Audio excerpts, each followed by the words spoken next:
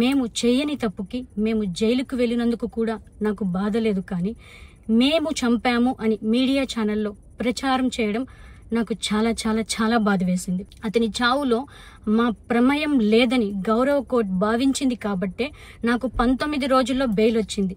ఈ కేసులో మాకు ఎలాంటి సంబంధం లేదని గౌరవ కోర్టులో మేము నిరూపించుకొని క్లీన్ చీట్తో తప్పకుండా ఈ కేసు నుండి బయటకు వస్తాం.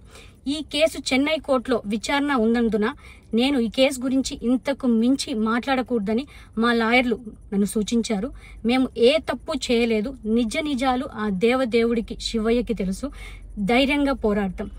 నేను జనసేన పార్టీ అధినేత శ్రీ పవన్ కళ్యాణ్ గారిని కలవడానికి ట్రై చేస్తున్నాను కాబట్టి ఇన్ని రోజులు మీడియా ముందుకు రాలేదు. మేము ప్రస్తుతం చెన్నైలో ఉన్నాము. త్వరలో నా పైన జరిగిన కుట్రకు సంబంధించిన వీడియోలతో ఆధారాలతో మీడియా ముందుకు వస్తానని తెలియజేస్తున్నాను. న్యాయం ఎప్పటికైనా గెలుస్తుంది. ఖచ్చితంగా న్యాయం వైపు ప్రతి ఒక్కరు నిలబడతారని భావిస్తున్నాను. ఈ హత్య జరిగి దగ్గర రెండు నెలలు కావస్తా ఉంది. వీరు జైలు కూడా పోవడం జరిగింది. వీళ్ళు బెయిల్ ఇచ్చిన తర్వాత ఇప్పుడు ఈ వీడియో అనేది రిలీజ్ చేయడం దాంట్లో వీళ్ళ అంతరాయం క్లియర్గా అర్థమైపోతాం.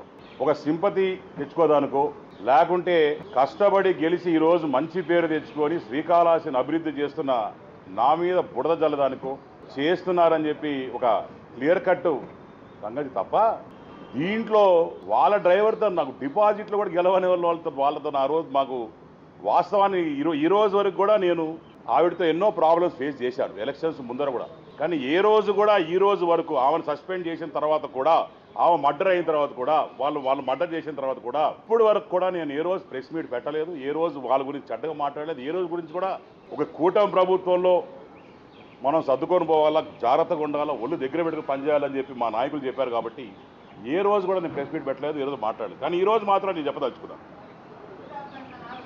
ఆ రోజు అసలు ఆవిడ మా కోసం పనిచేసింది ఆ కూటమి ప్రభుత్వంలో. ఏ రోజు కూడా వచ్చి మా కోసం పనిచేయలే. ఆఖరికి వాళ్ళ దగ్గర పనిచేసే జనసేన నాయకులు ఎవరైతే ఉన్నారో వాళ్ళని కూడా ఇబ్బంది పెట్టింది ఆవిడ.